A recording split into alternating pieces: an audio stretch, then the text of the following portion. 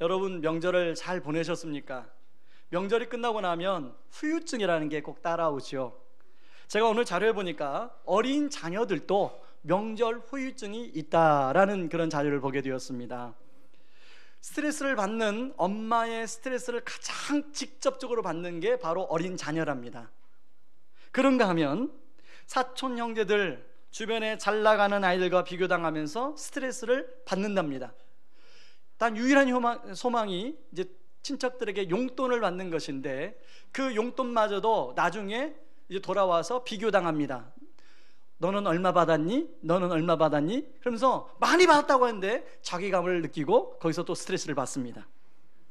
청소년들은 어른들이 너 요즘에 공부 열심히 하지? 너 이제 고등학교 1학년이야. 좋은 대학 가야지. 이런 그냥 덕담 한마디 때문에 스트레스를 받습니다. 이런 스트레스는 이제 대학생이 되고 청년이 되면 절정이 이르는데요. 너 어느 대학에 다니니? 취직은 어떻게 하니? 결혼해야지. 사귀는 사람은 있니? 이런 말 한마디가 엄청난 스트레스로 다가온다는 것입니다. 우리 청년들 공감하십니까? 네.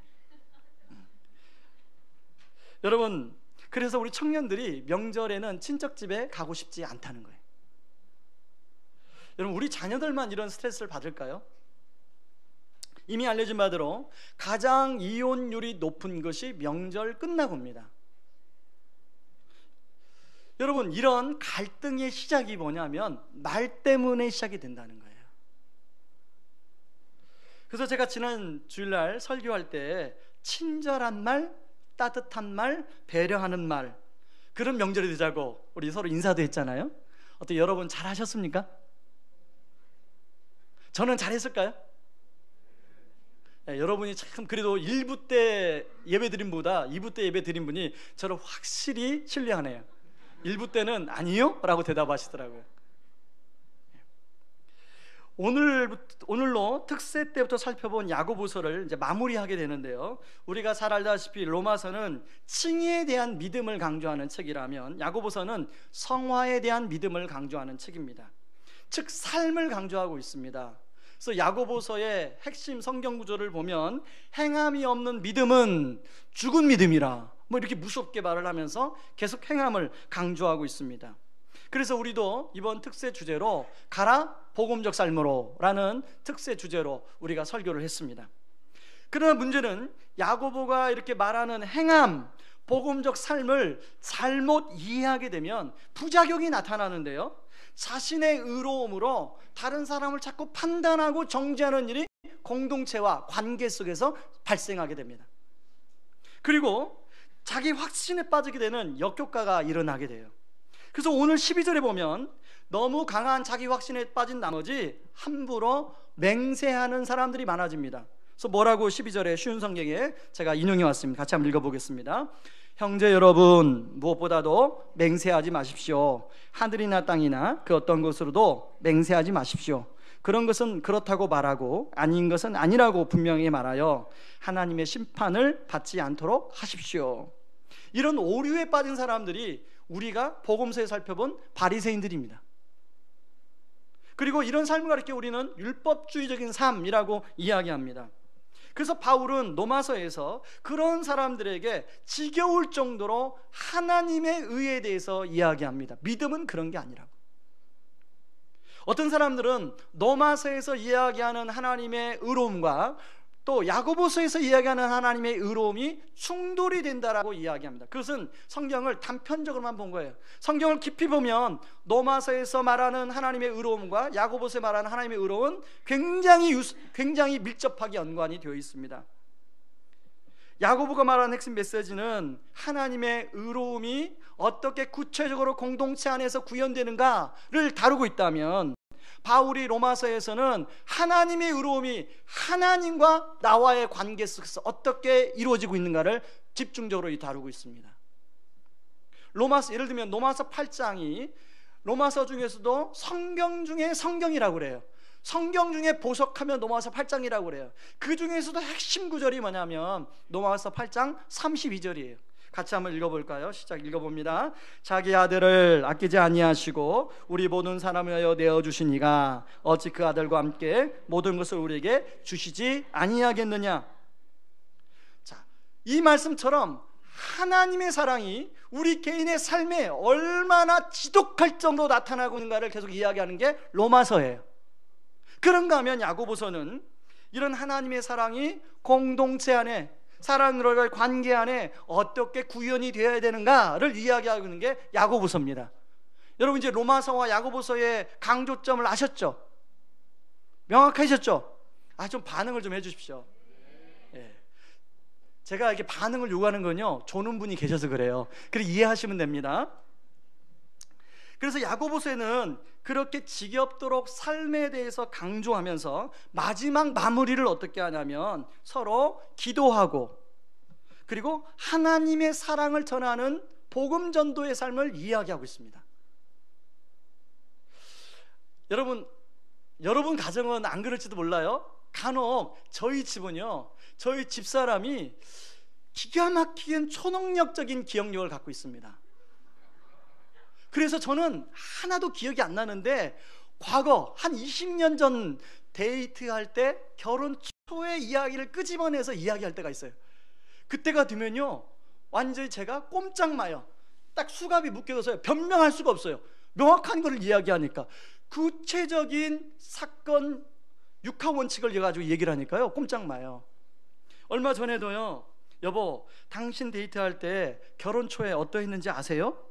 당신하고 만나면 숨이 막히는 줄 알았어요. 당신이 너무 고지식해서 제가 죽는 줄 알았다고요. 저는 그런 면에서 예수님께 정말 감사해요. 예수님께서 당신을 그래도 이렇게라도 변화시켜서 제가 숨쉬고 살고 있잖아요. 웃으시는 분들은 저랑 거의 비슷한 경험이 있는 남자분들은, 아내분들은 남편이 그러하거나.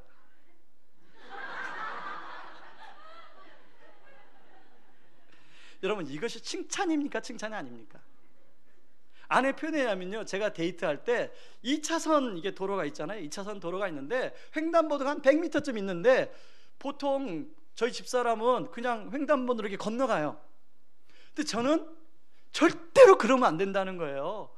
100m 횡단보도 있잖아. 횡단보도. 사람이 말이야 질서를 배웠는데 횡단보도로 건너가야지. 제가 그렇게 말했다는 거예요. 저는 지금 그냥 건너갑니다. 그런가 하면요, 추리닝 입고 슬리퍼 신고 집 밖으로 돌아다닌 것에 대해서 제가 용납을 못했다는 거예요. 쉬는 초에 아니 어떻게 그것도 여자가 그럴 수가 있냐고. 네. 그렇죠. 그런 소리 나올 줄 알았습니다. 슬리퍼 신고 어떻게 밖을 나갈 수가 있냐고. 제가 그랬다는 거예요. 혹시 여기 계시는 남자분들 중에 옛날 저와 같이 생각하셨던 분들이 계실지도 모르겠습니다. 사실 우리가 부부간에 판단과 정죄하는 말을 참 많이 합니다. 아마 이번 명절에도 부부간에 이런 판단과 정죄하는 말 때문에 마음이 상했음에도 불구하고 그냥 마음속에 꿍 하고 있는 분이 여기에 계실지도 모르겠어요. 그런가 하면 나의 기준으로 상대방을 쉽게 판단하고 우리를 말을 할 때가 많아요. 저도 이렇게 돌이켜보면 그렇게 말할 때가 참 많았습니다. 그런가 하면 우리 자녀들에게 얼마나 말로 실수합니까? 한 달 전인가요? 이제 아침에 우리 아이들을 태우고 이렇게 학교로 출근할 때 같이 오는데요, 우리 큰아이가 이제 시험이 다가오고 고등학생인데도 불구하고 얘는 전혀 부모의 기대와 상관없이 자유해요. 그래서 제가 이 아이 마음 상하지 않게 나름대로 막 생각해서 이 아이한테 이런저런 얘기를 했어요. 차 안에서 한 5분 10분 안에서 갑자기요, 아빠 잠깐만요, 차 좀 세워주세요. 저 내려서 걸어갈래요.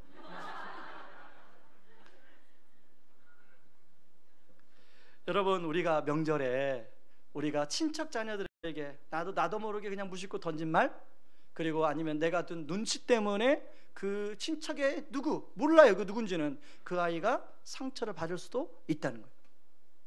여러분 그게 그 사람에게는 큰 아픔으로 작용할 수가 있습니다. 제가 예를 하나 들어볼까요? 제가 전에 교회에서 만났던 교구 성도님의 딸 27살짜리예요.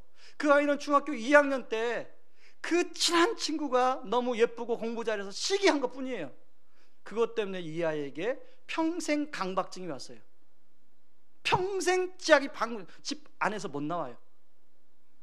여러분, 그런데요, 그 가해자는 전혀 몰라요. 우리가 그럴 수 있다는 것입니다. 우리가 그럴 수 있다는 거예요. 우리가 꼭 총기를 훔쳐서 누구를 죽이고 이게 아니라 우리가 그런 실수를 할 수 있다는, 하나님 앞에서 그런 우리 죄를 질 수 있다는 거예요. 얼마 전에 우리가 후원하는 아나톨레 대표인 이영 목사님 아버님이 돌아가셔서 제가 조문을 갔다 온 적이 있습니다. 아나톨레는 신대원생들에게 귀납적 성경 공부를, 이제 성경 66권을 잘 가르쳐서 성경적 지도자를 만들어주는 그런 서클이에요. 이제 신대원생들뿐만 아니라 그리고 성경에 관심 있는 모든 평신도들, 그리고 또 이제 졸업한 목사님들에게도 말씀을 잘 가르쳐주고, 제가 볼 때는 그 이영 목사님은 그 방면에 진짜 탁월한 목사님입니다. 그 목사님이 그 사역을 하면서 이제 성경을 배우러 온 분들을 데리고 목회를 해요. 근데 그 교회가 참 특이한데, 그 목사님은 그 성도들에게 토론하는 방법, 그리고 회의하는 방법을 가르친대요. 다른 사람, 나랑 의견이 다른 사람의 의견을 듣고 수용하고, 그래서 하나가 되고 용납하는 훈련을 시킨대요. 그랬더니 진짜 여러 가지 이런 의견이 다름에도 불구하고, 그럼에도 교회가 하나가 돼서 성도들이 너무 교회를 열심히 섬긴다는 거예요. 저는 그 얘기를 들으면서, 오늘 우리도 공동회의를 하지 않습니까? 여러분, 어떤 의지에 따라서 우리가 다 같을 수가 없어요. 여러분, 사랑해서 죽고 못 살아서 만났던 남편과 아내가 의견이 늘 똑같습니까? 의견이 늘 똑같아요? 안 똑같죠. 그런데 이렇게 지금 우리 교회 한 300명 정도 모이는 성도들이 의견이 다를 수 있다고 생각합니다. 근데 중요한 것은 의견이 다른데, 예전 교회는 어떻게 해요? 의견이 다르면 갈라져요.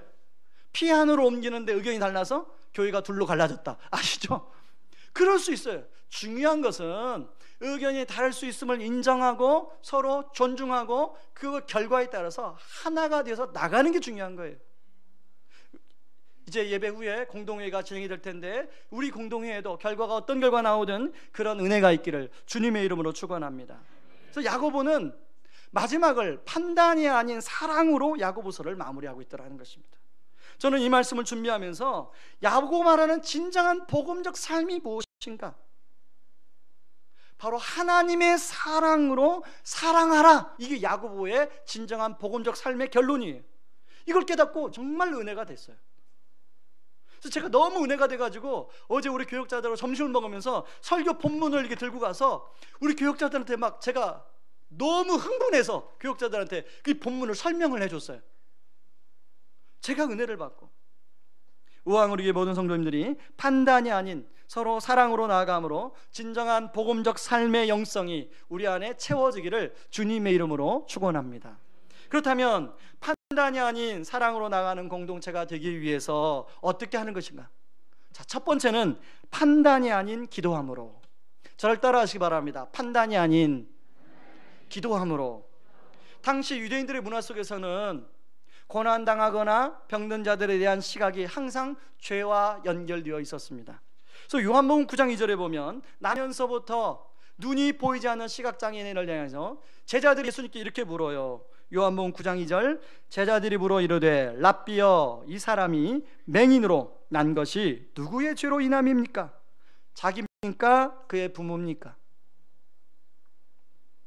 이처럼 유대인들은 고난당하는 사람, 또 몸이 아프신 분들을 향하여 그런 시각으로 판단하고 정죄하는 것이 하나의 문화였어요. 사실 여러분, 고난당하고 몸이 아픈 가운데 있는 사람에게 이렇게 말로 또 말하면 그분이 어때? 마음까지 아파요. 여러분, 우리 교회 안에 그런 일 없기를 바랍니다. 다시 한번 부탁합니다.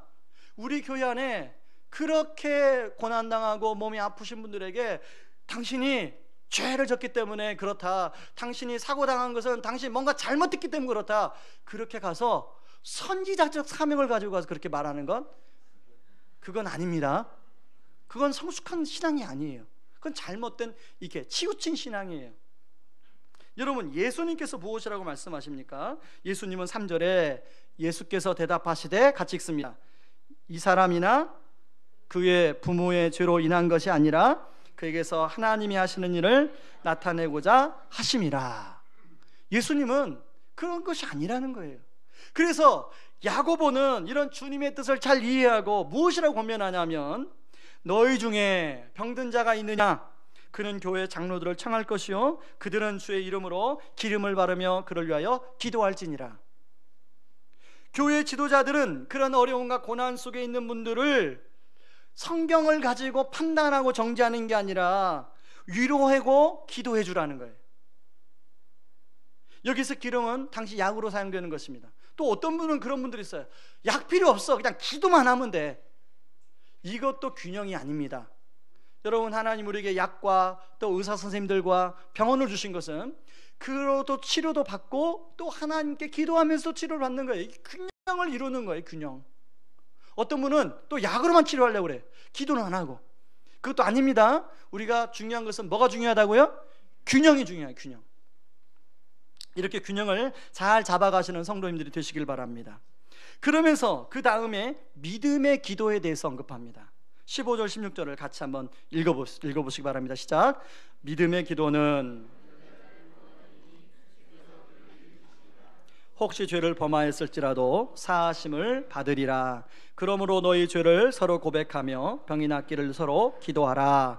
의인의 간구는 역사하는 힘이 큼이니라.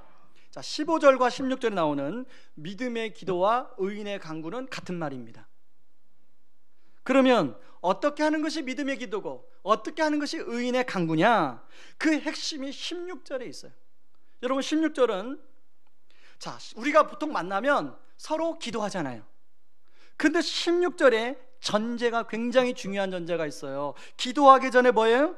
그러므로 너희의 죄를 서로 고백하며 병이 낫기를 서로 기도하라. 여러분, 이 말씀을 읽으면서 좀 이상하지 않아요? 뭔가 조금 여기 왜 기도하기 전에 너희의 죄를 서로 고백하라고 했을까? 이 말씀에 대해서 여러분 좀 이상하지 않습니까? 이해가 되세요? 그냥? 이해가 되세요? 저는 이 말씀을 읽는데 너희의 죄를 서로 고백하고, 이상하다. 우리는 보통 만나면 서로 기도하는데, 제가 이 말씀 묵상하다가 너희의 죄를 고백하라는 것은 자신의 연약함을 인정하라는 거예요. 여러분, 우리는 한 사람도 의로운 사람이 없습니다. 사람은요 다 상대적 의로움을 가지고 있어요. 그리고 사람들은 자신의 의로움으로 자신의 연약함을 가리우려고 해요. 그래서 다른 사람의 연약함이 있으면 그걸로 판단하고 정죄해요. 맞죠? 맞습니까? 그건 아니라는 거예요. 기도하기 전에 내 연약함을 인정하고 판단하지 말고 하나님께 기도하라는 거예요. 그래서 다른 사람이 그런 기도 제목을 내놓을 때 그걸 그거 옛날에 내가 그걸 다 경험했어, 그렇게 판단할 게 아니라 그 연약함을 함께 더불어 마음에 품고 기도할 때 그게 무슨 기도라고요? 그게 믿음의 기도요, 역사하는 힘이 큰 기도라는 거예요. 그게 의인의 간구라는 거예요. 그게 엘리야처럼 기도 응답받을 수 있는 기도라는 것입니다. 지난번에 김병년 목사님이 오셨을 때 장모님의 기도 스타일의 예를 들어가지고 한번 예화를 들은 적이 있습니다. 기억나십니까? 여러분 기억 안 나시는 게 저는 도움이 됩니다. 저는 자꾸 써먹어야 되니까. 장모님은요 순복음 쪽에 영향을 받으신 권사님이시래요. 날마다 성경도 보고 찬송도 하고 방언으로도 기도하고, 그런데 아내를 돌보고 아이들을 돌보고 목회하는 목사님을 쉽게 말로 정죄하고 판단하고, 장모님이 3년 동안 아내를 돌보셨는데요 3년 동안 너무 힘드셨다는 거예요. 여러분, 우리가 판단하며 기도할 수가 있습니다. 자, 판단해서 기도하면요 기도 안 하는 게 좋습니다. 기도 받는 사람 입장에서는 폭력이에요. 맞습니까? 보이지 않는 폭력이에요. 저는 그런 측면에서 우리 교회를 개척하고 여러 부서 성도님들께 참 감사하지만 특별히 중보기도부에 참 감사해요. 화요일 오전에 나와서 교회를 위해서, 성도님들을 위해서, 또 저를 위해서, 우리 교역자들을 위해서 열심히 기도해 주세요. 참 감사해요. 그런가 하면요, 지금 이 시간에도 제 목양실에서 여러분들이 드리는 예배를 위해서 중보하시는 분들이 계세요. 1부 때도 계시고 2부 때도 계시고, 주일 중보기도부, 그 참 감사해요. 그런가 하면 화요일 저녁에 남자분들 기도 모임이 또 있습니다. 저녁 8시면 옆 건물 4층에 모여가지고 얼마나 열심히 기도하는지 몰라요. 제가 3층에 목양실에 있으면 기도 소리가 쩌렁쩌렁 울려요. 남자분들이 하루 종일 직장생활하면 피곤했을 텐데 한 10명이 모여가지고 10명 이상이 모여서 그렇게 기도하고 교회를 위해서 기도하고 성도님들을 중보해서 기도하는데요, 여러분, 그런 기도 속에서요 의인의 역사가 나타나요. 간과하는 힘이 큰 역사가 나타나더라고요. 제가 최근에 들은 예가요, 지난 봄에 그런 일이 있었대요. 우리 교회 한 남자 집사님이 어떤 거래처에 그 분이 굉장히 까다롭게 해가지고 그 사람과의 문제를 해결해야 되는 거예요, 직장에서. 우리 남자분들 그런 일이 참 많잖아요. 그런데 너무 두려우니까 중보기도부에 기도 부탁을 하고 갔어요. 근데 찾아갔더니 그분이 당신 여기 오기 전에 뭐 했습니까? 그러더래요. 그래서 내가 사실은 어느 교회 다니는데 우리 중보기도부에 기도를 부탁하고 왔다, 솔직하게 얘기했대. 그랬더니 그분이 하시는 말씀이 사실은 제가 어느 교회 장로입니다. 문제 해결됐대. 이 문제는 여기까지만 합시다. 그 누가 하신 일입니까? 성령님이 하시는 거예요. 저는 우리 교회 중보기도부가 제가 알고 있는 한 판단함이 기도하지 않습니다. 제가 알고 있는 한 그 아픔을 자신의 아픔으로 여기고 여러분들의 아픔을 가지고 기도해 주세요. 그러니까 제가 어제 저녁에 말씀을 준비하다가 우리 중보기도부 팀장 집사님에게, 집사님, 중보기도함을 북카페에만 놓지 마시고 주일날은 1층 안내 데스크에다 놓아서 성도님 들어올 때 기도 제목을 써서 그 안에 넣을 수 있도록 하셨으면 좋겠습니다. 그래서 여러분이 오늘 들어오실 때 못 하셨으면 이따 식사하실 때 기도 제목을 써서 중보기도함에 드세요. 그러면 우리 중보기도부에서 그 기도 제목을 어디도 발설하지 않습니다. 그 기도 제목을 가지고 자신의 문제처럼 여기고 간절히 기도해줘요. 그러면 아까 그 예를 들었던 성도님처럼 그런 기도 응답의 역사가 일어날 줄 믿습니다. 저는 우리 다락방 안에서요 그런 기도의 역사가 일어났으면 좋겠어요. 근데 다락방 안에서 기도 제목을 내놓는데 판단하고 정죄 당하면 어떻게 해요? 다음부터는 기도 제목 내놓고 싶지가 않아요. 다락방은 그런 곳이 아닙니다. 다락방은 기도 제목을 내놓으면 설령 믿음이 연약한 성도님이 어떤 기도 제목을 내놓을지라도 같은 마음으로 같이 그 마음으로 품고 기도해 줄 때 거기에 성령의 역사가 나타나는 줄 믿습니다. 두 번째는요, 어떻게 하면 우리가 판단이 아닌 사랑으로 나갈 수 있는 공동체가 될 수 있느냐? 두 번째는 판단이 아닌 긍휼로 나가야 됩니다. 따라야 하시기 바랍니다. 판단이 아닌 긍휼로. 야고보는 기도에 대해서 말한 다음에 마지막 야고보서 결론을 형제들 중에 미혹되어 진리를 떠난 자를 돌아서게 하는 전도에 대해서 언급하고 있습니다. 이것이 무엇을 말해줍니까? 야고보가 말하는 진정한 의로움, 이건 뭐냐면 결국은 복음적 삶, 복음을 전하는 삶이라는 거예요. 사실 우리는 미혹되어 길을 떠나 믿음의 길을 떠나 방황하는 사람들을 향하여 어떻게 반응합니까? 사실 이런 사람들에서 우리는 돌이켜보려고 노력을 해도 쉽지 않으니까 그냥 포기하고, 때로는 마치 이런 종이를 접어서 내가 기억의 망각 속에 기억의 망각의 책장 속에 집어넣고 잊어버려 버립니다. 그게 편하니까. 그런데 그게 잊어버려지나요? 어느 순간이면 불쑥불쑥 떠오르죠. 그리고 마음의 부담으로 다가오죠. 그리고 이런 사람들이 가까운 사람일 경우에는 그 사이 속에 여러 가지 사연이 담겨져 있습니다. 그래서 더더욱 쉽지가 않아요, 그게. 그래서 때로는 잊고 싶어요. 제 주변에도 그런 사람이 있어요. 저에게도 그런 사람이 있어요. 그 사람을 생각하면 여러 가지 감정이 교차해요. 여러분 주변에도 그런 사람이 있습니까? 여러분은 그런 사람에 대해서 어떻게 돌이키려고 지금 노력하고 있습니까? 근데 야고보는 그런 사람들을 그럴지라도 계속 돌이키도록 노력할 것을 말씀하고 있어요. 19절 20절을 같이 한번 읽어볼까요? 내 형제들아, 너희 중에 미혹되어 진리를 떠난 자를 누가 돌아서게 하면 너희가 알 것은 죄인을 미혹된 길에서 돌아서게 하는 자가 그의 영혼을 사망에서 구원할 것이며 허다한 죄를 덮을 것임이라. 사실 이게 말이 쉽지 실제로 돌이키게 하는 일은 엄청난 대가지불이 들어갑니다. 쉽지 않아요. 정말 어려워요. 때로는 자존심을 다 버려야 되고요, 때로는 한없이 사랑으로 용납하고 기다려줘야 돼요. 지금이야 제 동생이 주님 품으로 완전히 돌아왔지만 2010년까지만 해도 제 동생은 제 늘 마음의 짐이었습니다. 평생 짐인 것처럼 느껴졌어요. 수없이 기도도 하고 붙들어 놓고 성경 공부도 가르쳐보고 사역일을 가지고 복음을 전하기도 했습니다. 그래도 변하지 않았습니다. 오히려 그런 동생으로 이런저런 물질적인, 마음적인, 심적인, 정신적인 피해를 많이 입었어요.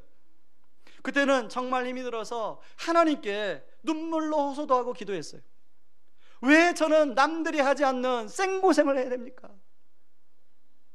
꼭 그럴 때마다 하나님께서 자주 쓰시는 방법이 있어요. 침묵. 하나님은 답을 안 하시더라고요. 근데 지금 생각해 보니까요, 그때도 여전히 하나님은 일하고 계셨다는 걸 느낄 수가 있습니다. 물론 전적인 하나님의 은혜이지만 그런 눈물의 기도와 용납이 동생에게 흘러 들어가서 동생이 주님 품으로 돌아오게 되었습니다. 이제 명절이면 동생을 만나는 기쁨이 있어요.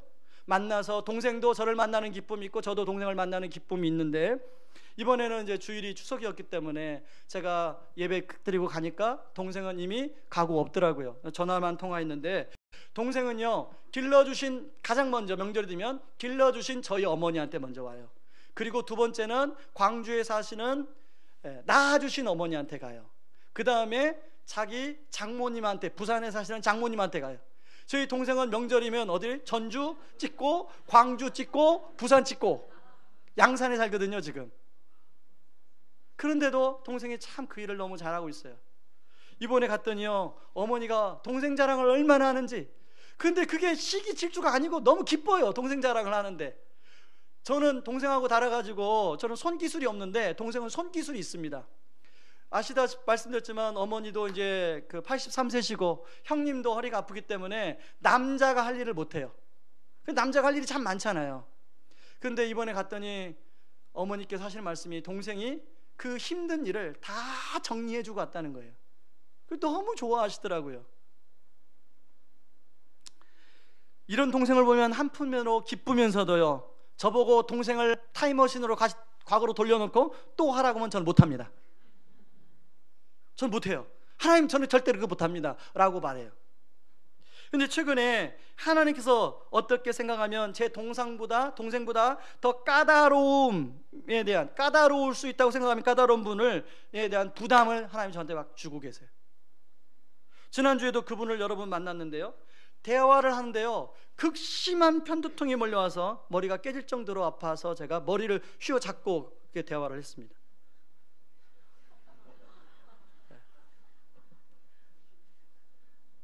저는 외면하고 싶은데 하나님께서 자꾸만 저에게 그런 마음의 부담을 주시는 거예요. 그리고 그분이 밉지 않고 긍휼한 마음이 들어요. 근데 그렇게 대화하는 가운데도 굉장히 자존심이 센 분인데 자기 치부를 이야기하시더라고요, 저한테. 그건 누구에게도 이해할 수 없는 건데 자기 아픔을 꺼내놓기 시작해요. 저는 고백합니다. 주님, 저 할 수가 없어요. 성령님께서 함께 주셔서 제가 지혜롭게 그분을 그 방황하는 길로부터, 미혹된 길로부터 돌이킬 수 있는 지혜를 달라고 기도해요.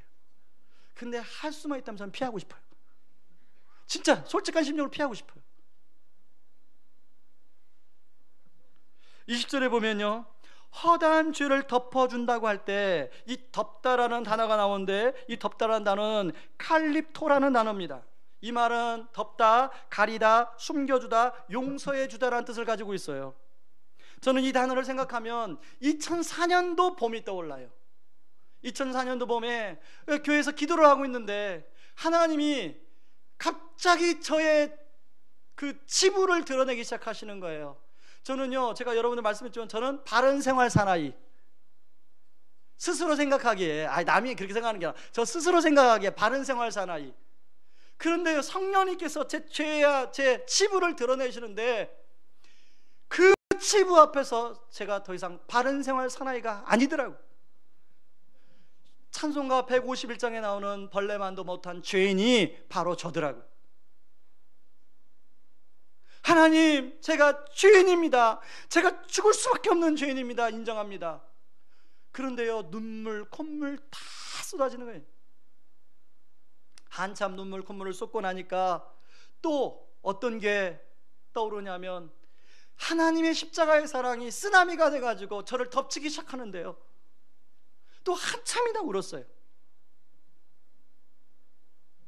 저는 이 죄를 가리워준다라는 단어를 생각할 때마다 그 장면이 떠올라요. 내가 죽을 수밖에 없는 죄. 여러분, 우리가 죄를 지면 마땅히 벌을 받아야 돼 생각하잖아요. 여러분이 누군가를 비난하고 판단할 때 저런 나쁜 놈은 죄를 지니까 벌을 받아야 돼 라고 하면서 판단하잖아요. 그게 율법이잖아요. 여러분, 그 율법이 그 사람에게 해당되고 왜 나에게는 해당이 안 됩니까? 하나님 앞에서 우리가 동일한 죄를 수십 번, 아까 말로 누군가를 정죄한, 판단한 그런 죄를 우리가 지금 수백 번, 수천 번 지었을 텐데, 만약 하나님 앞에서 우리가 그 죄를 벌로 받는다면 얼마나 많은 죄를 받겠습니까? 아까 그 말했던 27살 여자아이의 그 중학교 2학년 때 상처 준 아이는 지금도 성악한다고 전 세계를 누비고 다녀요. 자기는 그 아이를 그렇게 만들었는지도 몰라요. 저는 그 아이도 알고 그 아이도 알아요. 그 부모도 알고 이 부모도 알아요. 말할 수가 없어요. 여러분, 우리가 그럴 수 있지 않습니까? 만약에 하나님이 우리의 죄를 가려주지 않았다면, 우리가 그런 벌을 다 받게 된다면 우리는 도저히 살 수가 없어요. 그러니까 하나님이 예수 그리스도의 십자가를 통하여 우리의 죄를 가려주고 덮어준 게 은혜 아닙니까? 은혜예요.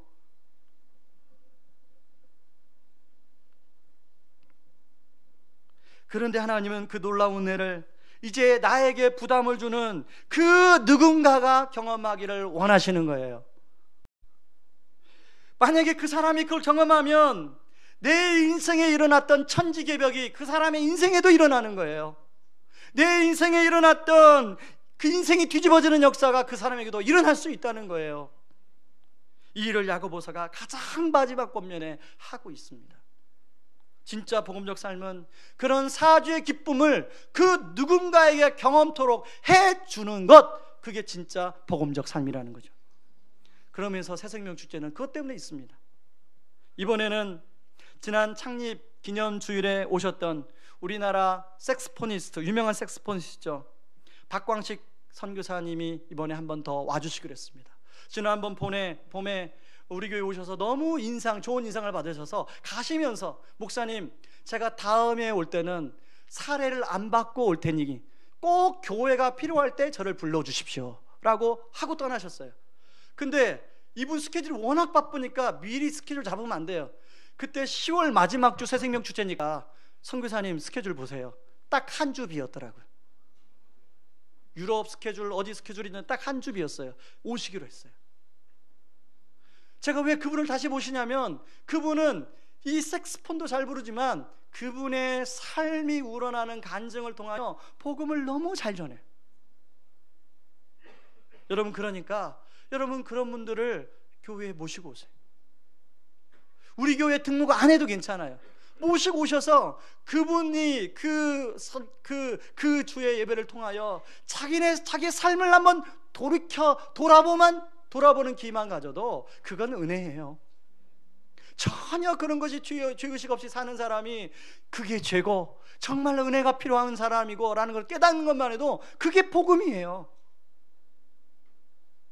저는 야고보서 말씀을 오늘로 마무리하면서 야고보서의 가장 핵심적인 성경 구절, 이 야고보서 2장 13절이라고 생각합니다. 긍휼은 심판을 이기고 자랑하느니라.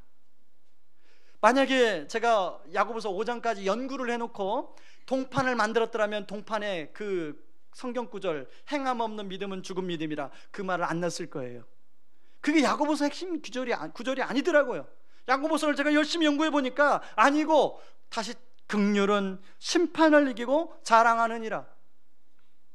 제가 특세 때 이 말씀을 가지고 여러분들에게 말씀을 드렸는데 여러분 다 잊으셨죠? 아멘입니다. 감사합니다. 저는 여러분이 잊으셔야 좋아요. 자꾸 써먹을 수 있으니까. 인간은 누구나 죄인입니다. 죄인인 인간은 하나님의 심판을 받게 되어 있어요. 이것이 율법의 요구예요. 그러나 복음을 받아낸 자에게는 심판이 아닌 긍휼을 베풀어 주셨습니다. 그런데 그것으로 끝나는 게 아니에요. 두 번째 단계로 나가야 되는데요, 내가 십자가의 긍휼을 입었다면 십자가의 폭포수 아래 머물러야 돼요. 계속 머물러서 그 십자가의 은혜의 폭포수를 계속 맞아야 돼요.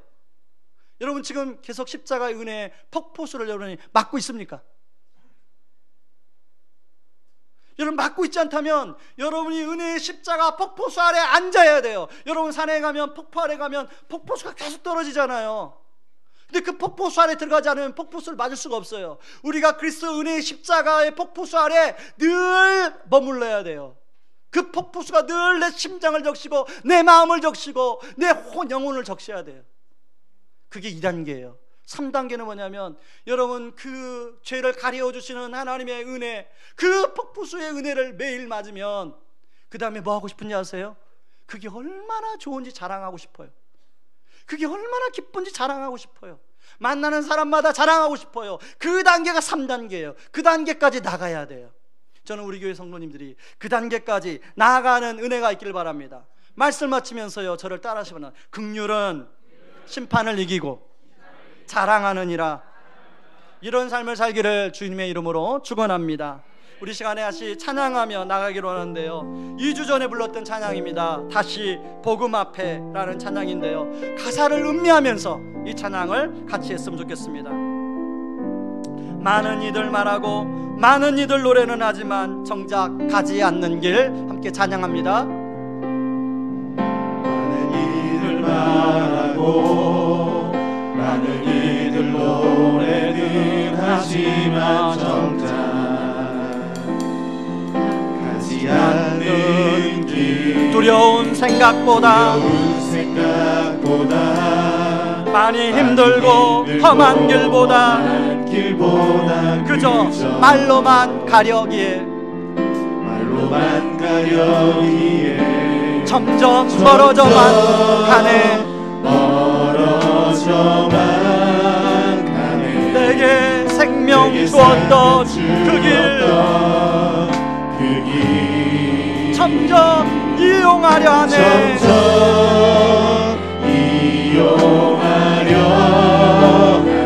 내게 사랑 주었던 그 길 다시 복음 앞에 내 영혼 선에 주님 만난 그때 나 다시 돌아가 주님께 예배 드리며 다시 십자가의 길 걸으리. 한번 많은 이들 말하고 많은 이들 노래는 하지만 정작 가진 않는 길, 두려운 생각보다 많이 힘들고 험한 길보다 그저 말로만 가려기에 점점 멀어져만 가네. 내게 생명 주었던 그 길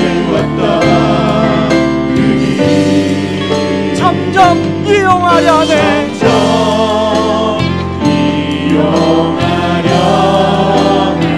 내게 사랑 주었던 그 길 다시 복음 앞에 내 영혼 섬에 주님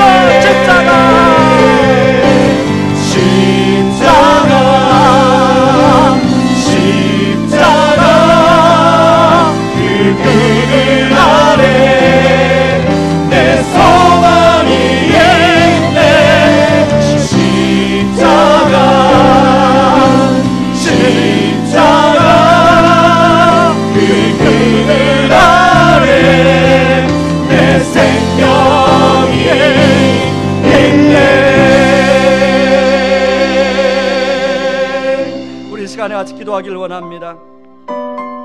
여러분, 우리 야고보가 우려하는 것처럼 자꾸만 나의 의로움의 기준으로 다른 사람을 자꾸 판단하고 정죄하고 있지는 않습니까?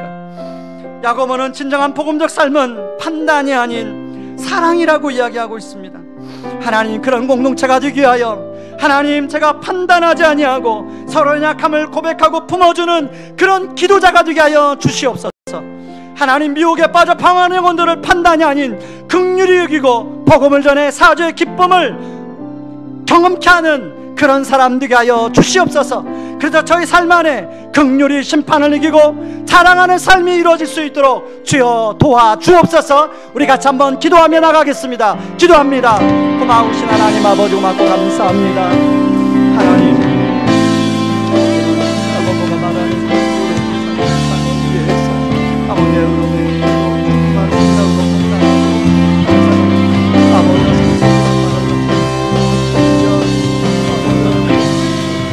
하나님 아버지, 우리의 죄를 아버지 용서하여 주옵소서.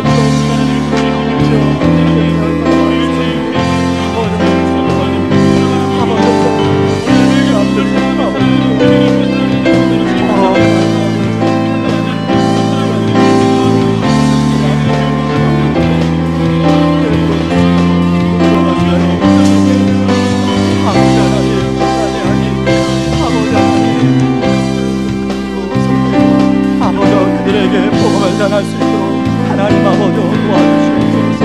아버지 하나님, 그 사랑으로 아버지 하나님 복음을 전하는 제가 될 수 있도록 하나님 아버지 도와주시옵소서. 그래서 아버지 긍휼히 이기고 심판을 자랑하는 삶이 될 수 있도록 하나님 아버지 도와주시옵소서. 우리 한 번 더 기도하겠습니다. 한 번 더 이 시간에 기도할 때 이후에 이제 공동회가 축도회에 진행이 될 텐데, 하나님 공동회가 하나님의 선한 뜻을 묻는 과정이 되게 하여 주시고 어떤 결과가 나오든 그 결과에 따라 온 성도들이 한마음 되어 대처해 나가게 하여 주옵소서. 서로 의견이 다르고 생각이 다를지라도 서로의 생각과 의견을 존중하고 용납하게 하시고 이른의 의왕 우리 교회가 더욱 하나 되어 건강한 교회로 복음적 사회적 선교적 교회로 사명을 감당하게 하여 주시옵소서. 우리 같이 한번 기도하며 나가겠습니다. 기도합니다. 아버지 하나님 감사합니다. 아버지 하나님, 이후에 공동회가 아버지 하나님의 선한 뜻을 묻는 과정이 아버지 어떻게 하여 주시옵소서. 아버지 어떤 결과가 나오는 간에 아버지 온 성도들이 한마음 되어 아버지 죄 나갈 수 있도록 아버지 도와주시옵소서. 아버지 서로 의견이 다르고 생각이 다를지라도 서로의 생각과 의견을 존중하고 용납하게 도와주시고 이른의 의왕의 교회가 더욱 하나가 되어 건강한 교회로서 복음적 사회적 선교적 교회의 사명을 잘 감당하는 교회가 될 수 있도록 아버지 도와주시옵소서. 아버지 하는 그런 목표가 될 수 있게 하여 주옵소서. 성령이 들어가시는 교회가 공동회가 되게 하여 주시옵소서. 살다함도 마음 상하는 일이 없는 공동회가 되게 하여 주시옵소서. 하나님 선한 뜻을 구하는 교회가 되게 하여 주시옵소서. 하나님 아버지, 하나님 도와여 주시옵소서. 하나님 도와주시옵소서. 십자가 십자가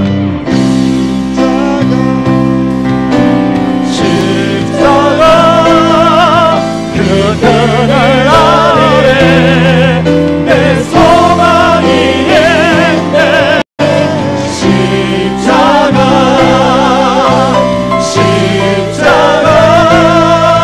그 그늘 아래 내 생명이 있네. 하나님 아버지 고맙고 감사합니다. 하나님, 우리가 하나님 나의 의로움으로 다른 사람을 판단하고 하나님 다른 사람을 정죄하는 말을 너무나도 쉽게 많이 했던 것을 용서하여 주시옵소서. 그것이 복음적 삶이 아니라 아버지 그것이 복음적 삶의 부장욕이라는 것을 오늘 깨달았사오니 하나님 판단이 아닌 사랑으로 그들의 아픔을 품고 기도해주는 기도자가 되게 하여 주시고 하나님 판단이 아닌 하나님 그들을 긍휼로 복음으로 섬기고 그들도 하나님 나의 죄를 가려주신 하나님의 무한하신 사랑을 경험할 수 있도록 돌이키게 하는 그 일을 잘 감당하게 하여 주시옵소서. 그래서 긍휼히 심판을 이기고 자랑하는 하나님 의왕 우리 교회 성도님들 되게 하여 주옵소서.